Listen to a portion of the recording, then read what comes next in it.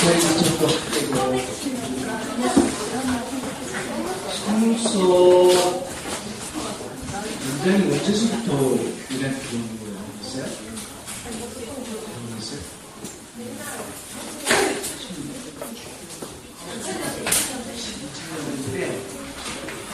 2007년도에 성서에 공진하는 거라서요. 지금은 아주 잘 자세하죠.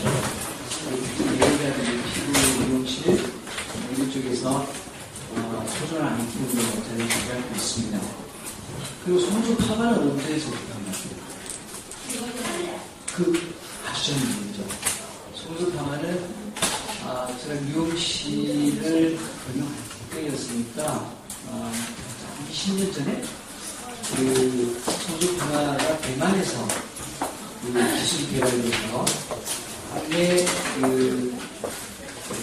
공장에서 그때 특강을 했었어요. 그때 대만 기술자분이 오셔가지고 특강을 수업으로만 모아서 그때 제가 교육을 했었어요. 20년 전입니다. 되게 오래된 거죠. 굉장히 오래됐습니다. 그래서 성수 파마는 제가 기억하는 것은 20년 훨씬 전부터 우리 주변에서 시술이 되어왔고요. 그 다음에 연장수는 6년 정도 된 것 같습니다. 근데 이 두 아이템들이 좀 재밌어요. 왜냐면은 여기 헤어 하시는 분들이죠. 그죠? 헤어 보통 요즘에 평균 요금이 한 10만원대, 8만원, 15만원대 정도 하고요. 미용실에 들기 좀 다르지만은. 근데 보통 3시간 정도 걸려서 8만원에서 10만원대 정도의 요금이 형성되잖아요. 근데 연장수 같은 경우는 40분 정도 하면은 7, 8만원대 요금이 형성시킬 수가 있습니다. 결국 이게 무슨 얘기냐면은 부가성이 좋다는 거죠. 그죠? 시간 대비해서 굉장히 효율성도 좋고 부가가치가 높기 때문에 그래서 우리 미용 아이템은 굉장히 잘 되지 않고 또 하나 이제 성수 파마 같은 경우에는 파마는 시간이 한 20분 정도 걸려요. 근데 파마에서 커피까지 가면은 기본적으로 요금이 3만원대 정도 요금이 형성되는데 그때 봤을 때도 3시간에 걸쳐서 10만원 버는 것과 20분에 걸쳐서 3만원 버는 것의 돈이 굉장히 훨씬 좋습니다. 그러다 보니까 지금은 특히 네일샵이라든지 미용실에서는 필수적으로 성수 연장술이라는 부분을 기술을 요구하고 있어요. 여러분들이 만약에 졸업하고 취업을 하게 되면은 이력서를 내보시면 그 얘기 많이 들을 겁니다. 성수 파마 기술 배우는지 아니면 연장 기술 배우는지에 대해서 많이 물어볼 거예요. 또 예전에는 현장에서 필요한 특수적인 아이템이고 또 네일샵 같은 경우는 전체 매출에 성수가 관련된 매출의 35%를 차지합니다. 그 굉장히 중요한 아이템을 자리 잡고 있는 거죠.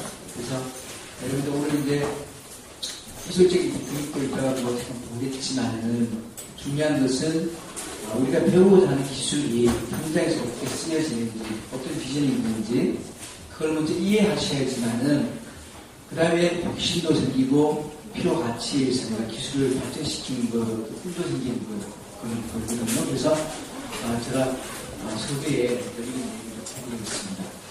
그리고 지금 성문 수업과 관련돼서는 우리도 마찬가지로 일본에서는 지금 전문 샵이 많이 생겼어요. 그래서 우리 비즈니스 파트너로 있는 분도 지금 한 200개 정도의 체인점을 지금 보유하고 있습니다. 그래서 물론 도쿄에서부터 시작했는데 지금 오사카까지 군대에서 지금 전문샵을 하고 있는데 로드샵이 얘들 한 3개 정도 부서에서 근무하고 그리고 한 4-5편 정도 되는 부서에서 이렇게 사람이 많이 모으라고서다가 미용실을 하는데 미용실 매출 발생하는 게 훨씬 더 큽니다. 그래서 뭘 하는가 하면은 성소품과 성수 연장술, 성수 관련된 토닉이라든지 이런 제품을 판매하는 거죠. 이렇게 해서 지금 전문샵이 많이 늘어나고 있고요. 국내에 지금 보면은 페라리 쪽에 보면 작은 전문샵인데 직원이 3분도 근무하고 그 다음에 한 6편 정도 됩니다. 때에서 이게 그렇게 하는데 매출이 월 매출이 2천만 원 정도입니다. 굉장히 큰 거죠. 그래서 이 비즈니스가 무한정 발전 가능성이 있고요. 굉장히 소중합니다. 그래서 여러분들 메이크업 하다 보면은 메이크업 마지막에 하는 게 뭐예요? 마스카라 그죠? 눈이 왜 중요한가 하면은 전체 리듬을 좌우하는데 눈썹이 굉장히 중요한 거예요. 우리가 옆에서 봤을 때 눈썹 원래는 눈을 보호하기 위해서 한 60도 정도 아래로 내려와 있죠. 그죠? 눈썹이 내려와 있으면은 이미지가 굉장히 어떻게 스레드가 없어져 있는 거죠. 우리가 90도를 봤을 때 위로 처지면 쳐질수록 우둔하고 우직해 보이는 거예요. 90도를 봤을 때 위로 올라갈수록 굉장히 스레드해 보이고 섹시한 미를 강조시킬 수가 있습니다. 그래서 우리가 마스카라를 하지 않습니까?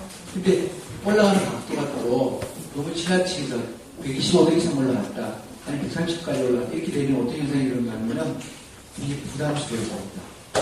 그러니까 그 눈이 돌출되어 보인다 그래야 될까? 그렇게 보이기 때문에 그래서 우리 가장 안정적인 컬링이 25도입니다. 그 컬링을 만들기 위해서 우리 마스카라도 하기도 하고 손수걸 팜을 하는 이유가 그거예요. 125도까지 가장 안정적인 컬을 만들어주기 위해서 손수팜을 하는 거죠. 그리고 이제 익스텐션 같은 거 할 때도 보면은 뭐 J컬이다, C컬이다, D컬이다 이렇게 있죠. 그래서 국내에서는 J컬을 가장 많이 씁니다. 일본은 D컬을 많이, C컬을 좀 많이 써요. 일본은 보면은 가장 굵직죠. 그리고 그 친구들은 최근에 한 3, 4년 사이에 눈썹을 이렇게 온전히 이렇게 올려서 있죠. 붙이다시피 해서 들어 올리는 활약을 많이 하고 있습니다. 그렇기 때문에 C컬을 많이 쓰고 우리는 이제 J컬이 한 125도 정도 각도가 됩니다. 우리나라에서는 J컬이 굉장히 많이 소멸되고 그래서 여러분들이 그 속눈썹을 꼭 배워야 하는 이유 중에 그래서 산업화가 되어야 되는데 이 산업화가 이미 잘 진행되고 있고 앞으로도 그 산업화는 굉장히 빠르게 더 진행될 겁니다. 그래서 초기에는 시행착오도 많이 있었습니다. 초기에 저는 미용실이지고 학교 가니까 하지만은 개발자예요. 그래서 제가 97년도 블루를 개발하고 스무드 익스텐션을 개발하고 이런 시기에 때 보면은 시행착오가 많이 있었습니다. 그래서 초기에는 뭐 블루도 노멀 얘기가 너무 많아가지고 문제가 좀 있었죠. 그죠? 지금은 그런 부분들이 완전 그러니까 우리가 그 보사부에 정해놓은 안전 기준치까지 기준 가이드라인이 있어서 개발 자체가 그렇게 이제 많이 안착되어 있습니다. 그리고 뭐 연장모 같은 경우도 초기에는 뭐랄까 제품 가이드라인이 없었다가 지금 다 생겨가지고 굉장히 안정적인 그 제품들이 이렇게 가지고 있습니다. 아까 모델을 하실 분이 있었죠. 그 속눈썹 파마. 근데 사실은 속눈썹 파마 기술이 제가 한 20년 전에 배울 때만 하더라도 되게 어려웠어요. 그래서 특강이라는 게 반드시 필요하고 1박 2일 동안 특강을 했어요. 그걸 하지 않아요. 왜냐면은 약품을 제조하는 것부터 시작해서 그 다음에 그 전선이 있죠. 옛날 전선, 하얀 전선을 잘라가지고 양면태 이렇게 말았어요. 그래서 눈썹에 굵기에 따라서 두께를 말아가지고는 붙여가지고 이렇게 올려서 이렇게 파마합니다. 근데 보통 시간이 한 1시간 반 정도 이렇게 소요가 있었어요. 그걸 약품을 그렇게 다루다 보니까 그 기술 정확히 배우지 않으면은 꺾인다든지 잘라진다든지 끝이 부스러진다든지 눈썹이 빠진다든지 약이 눈에 대고 추격이 된다든지 이런 것들이 굉장히 많이 발생했는데 지금은 너무너무 간단하기 때문에 기술적인 특강이 별로 필요 없어요. 그래서 한 1시간 반 정도 저랑 이제 같이 하게 됐는데 기술적인 특강이 별로 필요 없고요. 한번 하는 거 쭉 진행만 보면 됩니다. 그리고 시간 체크를 이제 12분 들어가고 하는데 12분에 시간 체크 테스트를 해서 몇 도 가까이서 중화제를 할 것인가 이것만 좀 이론만 정리되면 여러분들이 다 할 수가 있습니다. 그래서 기술적인 부분에는 사실은 많은 기술 기획 발전이 돼 있어서 중요하지 않습니다. 그리고 이제 헤어를 하시는 분들이니까 대체적으로 보면은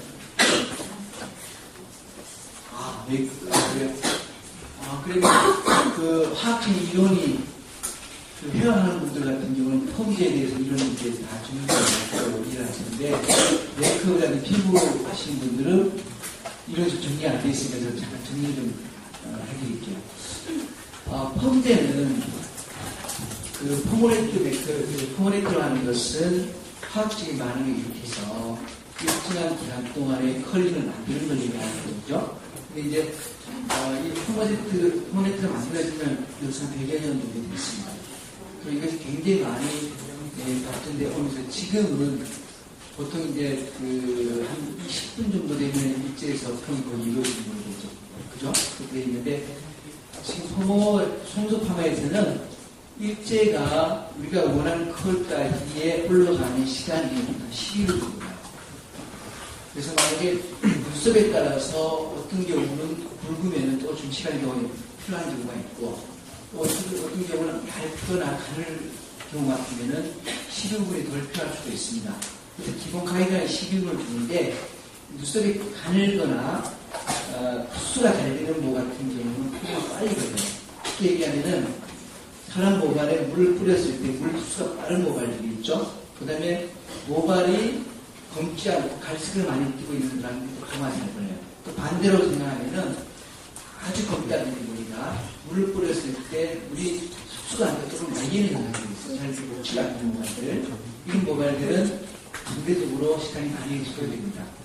그러니까 모발에 따라서 다른 습도 마찬가지로 모발과 마찬가지로 그 시간 일정이 다 똑같이 적용되지 않습니다. 12분을 기본이 있으면은 물속이 가늘거나 약간 갈색을 많이 띠고 있거나 하면 10분 정도 테스트를 해주는 거고 일반적으로 보통적인 모발이라거나 12분의 테스트라는 맞습니다. 또 12분의 테스트에서 컬링이 내가 원하는 컬까지 딱 안 나왔다. 이러면은 아주 간단해요. 다시 클립을 뽑아서 2분 정도 더 봅니다. 그래서 내가 원하는 컬까지를 끌어올리게 되면은 그냥 중화제를 할 수 있는 겁니다. 중화제는 보통 혀에서 중화제가 보면 한 15분 정도 보는 게 기본이죠. 그죠? 근데 여기서는 성서, 포 할 때 보면 한 4분 정도만 봅니다. 그래서 그 시간만 여러분들이 12분에 테스트 한다는 것만 기억해 두면은 크게 이제 실추할 일은 없고요. 그 다음에 이제 연장술에는 가장 중요한 게 이제 글루를 다루는 기법인데, 근데 이제 글루를 연장술 오래 한 분들도 보면은 오늘 하면 진짜 너무 예쁘게 잘 붙여지고 오래 유지가 되는데, 같은 글루를 썼는데 동일한 서비스를 했는데도 오늘 한 눈썹은 빨리 떨어져서 폭풍이 일어나는 경우가 있습니다. 이런 경우가 반복되는데 그 원인이 뭔지를 몰라서 애플하는 분들이 많이 있어요. 저희 특강을 하다 보면은 연장술을 한 지 난 4년 됐는데도 친구도 그걸 반복해서 계속 그렇게 하는 거예요. 그때 붙였을 때는 굉장히 오랫동안 유지가 해서 고객 만족도 상당히 좋은데 오늘날 붙인 눈썹은 일주일도 안 돼서 막 떨어져서 와서 이게 문제가 뭔지를 몰라서 못하는 분들이 있습니다. 이거 왜 그런가 하면은 글루가 가지는 특성적인 것을 이해 못하면 그 현상들이 3, 4년을 해더라도 반복해서 계속 일어날 수 있습니다. 그래서 글루는 세 가지를 굉장히 싫어합니다. 처음에 뭘 싫어한다면은 물, 습기 굉장히 싫어요. 온도에 굉장히 민감합니다. 이걸 무슨 얘기냐 하면은 우리가 연장술을 하다 보면은 간간히 눈물이 나는 경우가 있어요. 눈물 나죠, 그죠? 눈물이 나면은 그걸 무시하고 계속 붙이는 경우가 있습니다. 근데 눈물 먹어봤죠? 눈물 먹으면 맛이 어때요? 짜죠? 짜다는 건 뭐죠? 눈물이 있다는 거죠, 그죠? 특히 글루가 수분을 싫어하기도 한데 수분보다 더 싫은 게 연분을 너무 싫어해요. 연분기가 있을 경우는 거의 글루 접착이 한 20% 정도밖에 나지 않습니다. 그러니까 눈물이 이렇게 약간 흘렸다고 하면은 그 눈물이 완전히 마를 때까지 기다려주거나 반대쪽에 눈썹을 연장을 하면 되는데 이런 지식이 안 돼 있으면 눈물이 약간 흘렀는데도 계속 그냥 연장하는 거예요. 그러면은 며칠 안 돼서 그거 다 떨어집니다. 눈썹이. 그러면 거꾸로 일어나는 거예요. 두 번째는 글루를 보관을 해야 되는데 글루는 보통 섭씨한 7, 8도 정도에서 보관하는 가장 더 오랫동안 유지가 됩니다. 근데 이제 그래서 글루를 보관할 때 냉장 보관을 하라고 이렇게 되는데 근데 문제는 글루를 쓰기 위해서 갖다 놓고 이제 쓰잖아요. 그러면 냉동 보관에 10도 정도 됐는데 여기 나오면 지금 여기가 몇 도 정도 되겠어요? 한 20 몇 도 정도 되겠죠, 그죠? 그리고 그